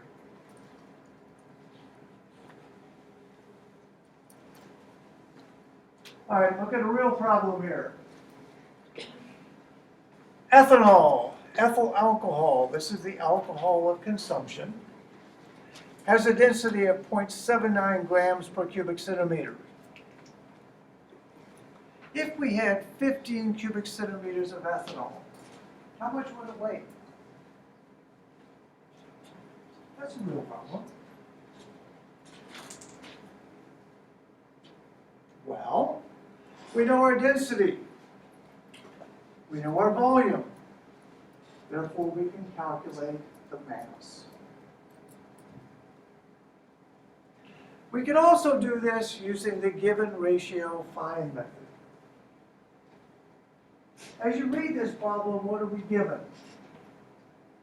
We are given that we have 15 cubic centimeters of ethanol, right?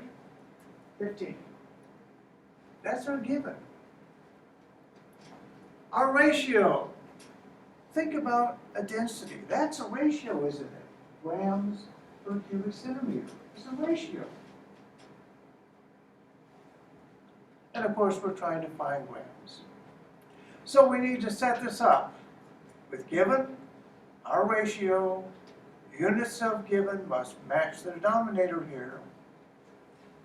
So here's our given, there's our ratio, cubic centimeters cancel, we'd be left only with grams, do our calculation, and it's 11.8 grams.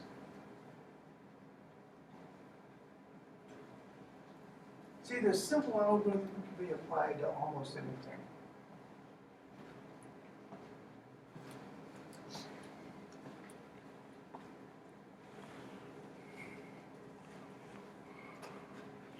How about significant figures? Remember, the answer that we get here cannot be more accurate than the measurement we took. So how many significant figures in this number? 3. How many in this number? As a decimal, so there are 4. The smallest is this one, is 3, and there are 3 here. How about the 1? The 1 is an exact number. It's a definition, 1 centimeter. Not a measurement, it's a definition. Therefore, it doesn't count.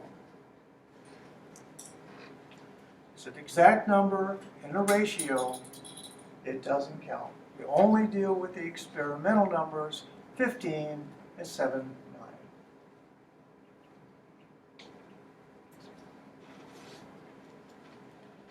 9. One more here.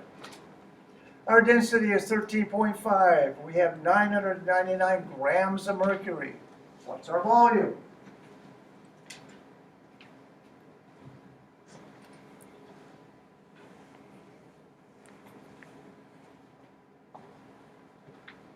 Well, we're going to work this one 2 ways. First, from the basic formula. Density and mass, and solve for volume. Density is mass divided by volume, right?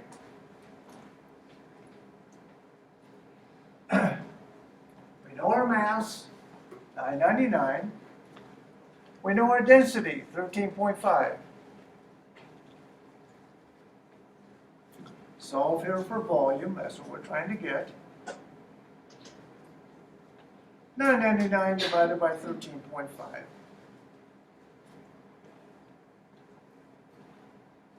Now, how does this give us units of volume? Well, we have grams here, gram top and bottom. Those cancel. That's easy.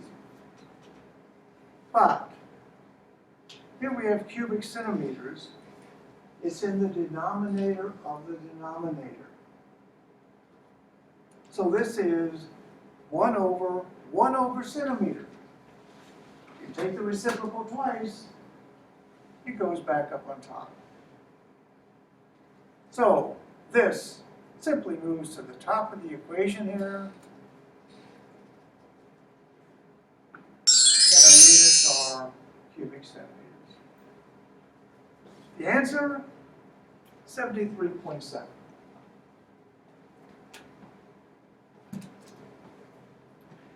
Now let's go ahead and set this up and do it again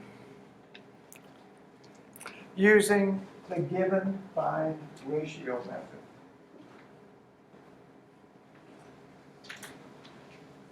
As we look at this problem, what's given? We have 999 grams. What's our ratio? Grams per cubic centimeter.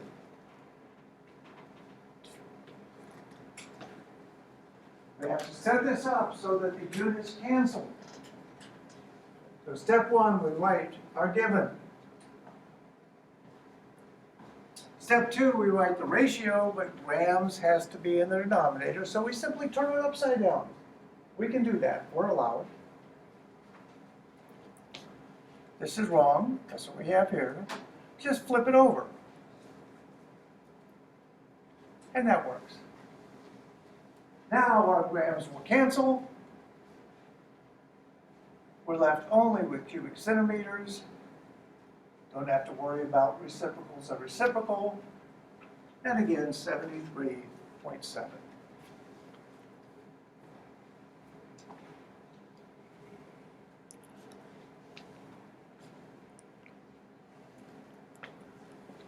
Very simple problem here. Remember cannonballs.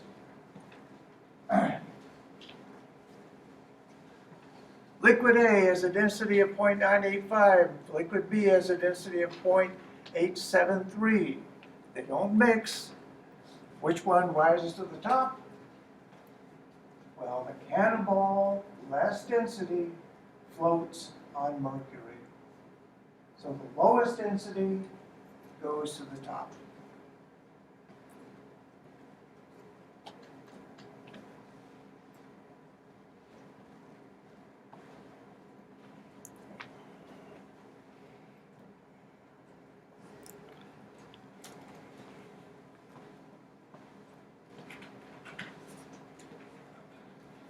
All right, one more real problem here. Suppose we need 2 grams of acetone. Acetone is an organic solvent. We use it a lot in organic lab. It is the organic chemist's friend. It dissolves almost everything. It's nail polish remover, okay? Very common solvent. We need exactly 2 grams of it. We know the density is 0.791. How many cubic centimeters do we need? How would you do this?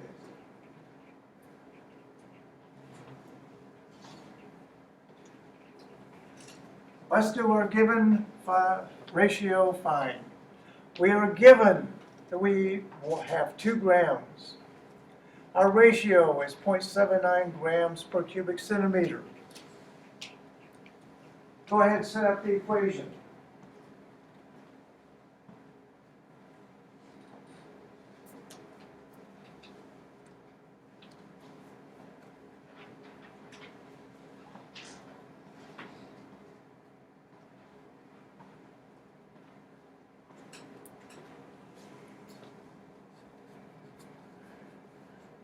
Oops.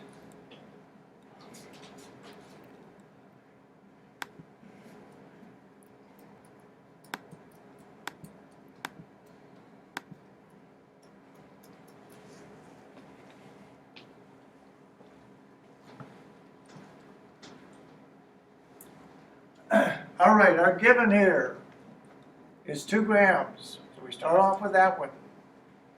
Remember, grams has to be in the denominator, so we have to flip this upside down. And it looks like that. Always test yourself, make sure your units cancel. And you're just left with centimeters, cubic centimeters. So 2 times 1 divided by 0.793, we need 2.53 cubic centimeters. In the lab, we would measure that as 2.53 milliliters. Remember, a milliliter and a cubic centimeter are the same thing. We'll do that in lab also. Any questions?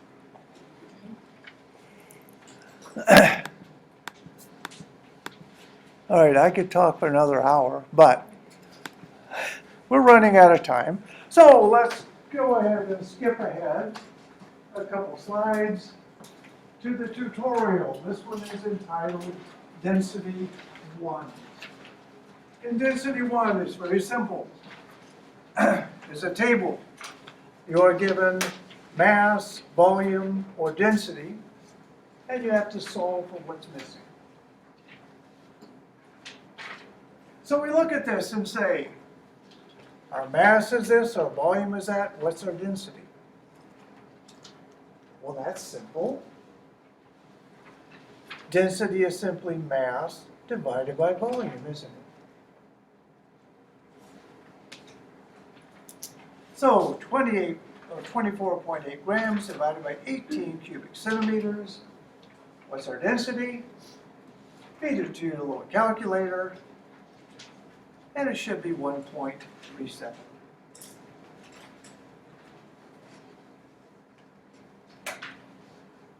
I will hush this time, let you calculate the volume.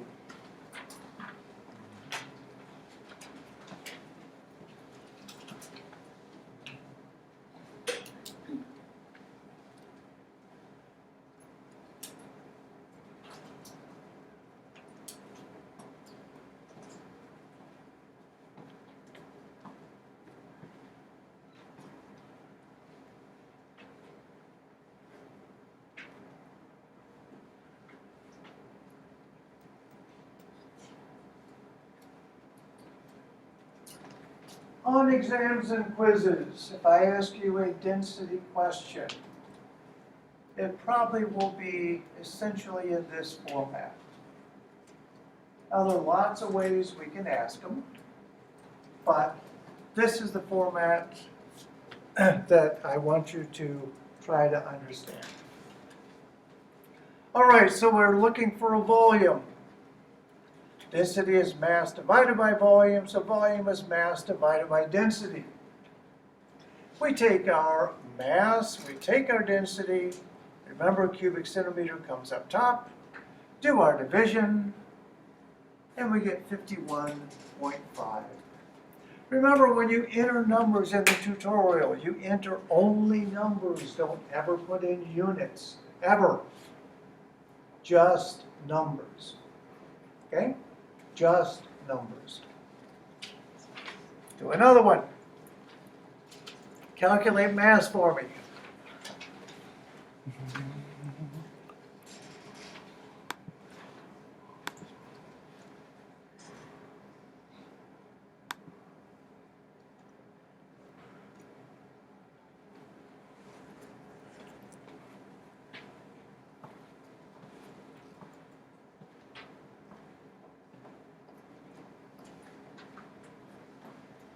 If we want to calculate mass and we're given volume and density, we know that mass is simply density multiplied by volume. So we take our two numbers, multiply them together, and we get 54.7.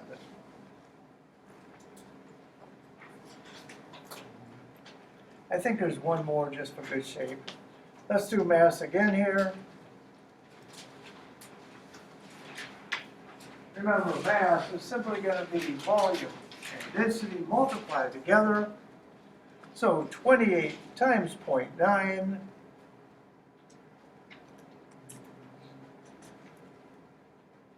is 25.8.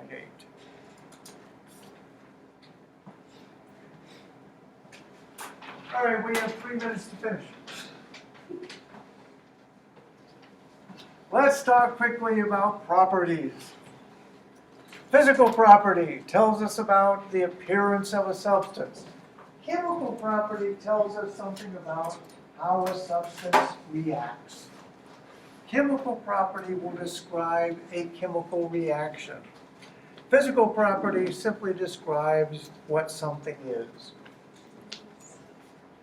Chemical change describes the process involved in changing of chemical properties.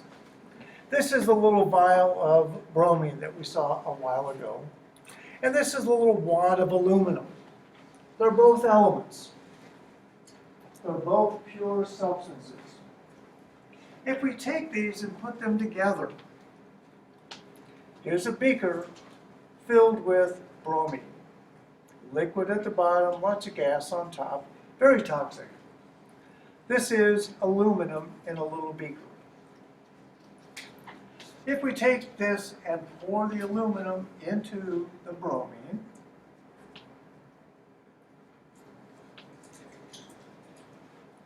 you'll note that we see lots of flame down here, lots of heat evolved, bromine bubbling everywhere, toxic as all get out.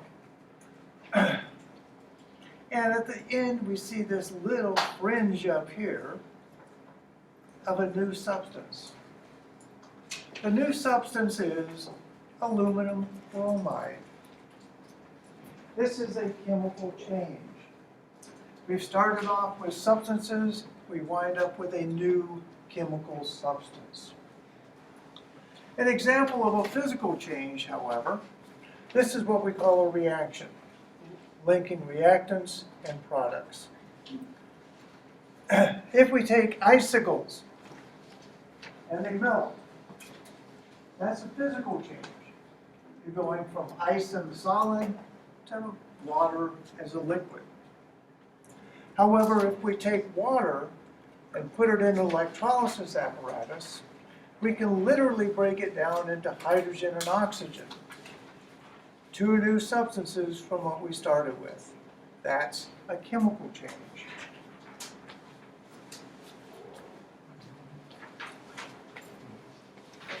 Again, this is a chemical reaction, starting with reactants and going on to products. A couple quick examples I want to show you. Potassium is a solid. So we're here on the periodic table, right there.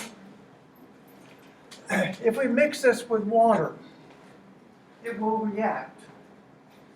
As it reacts, it will evolve heat, just like the bromine and aluminum did, and evolve hydrogen gas.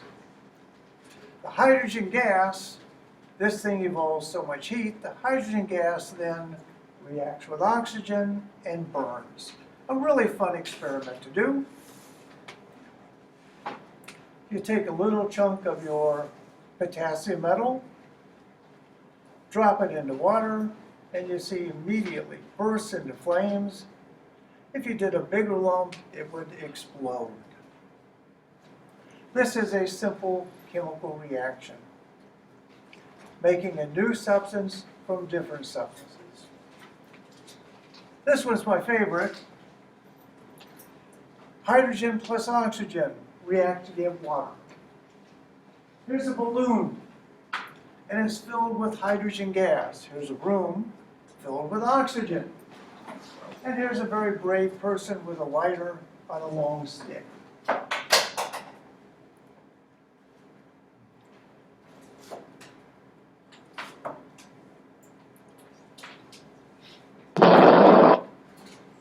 Lots of fun to do. Hydrogen and oxygen, water, totally different chemical compounds.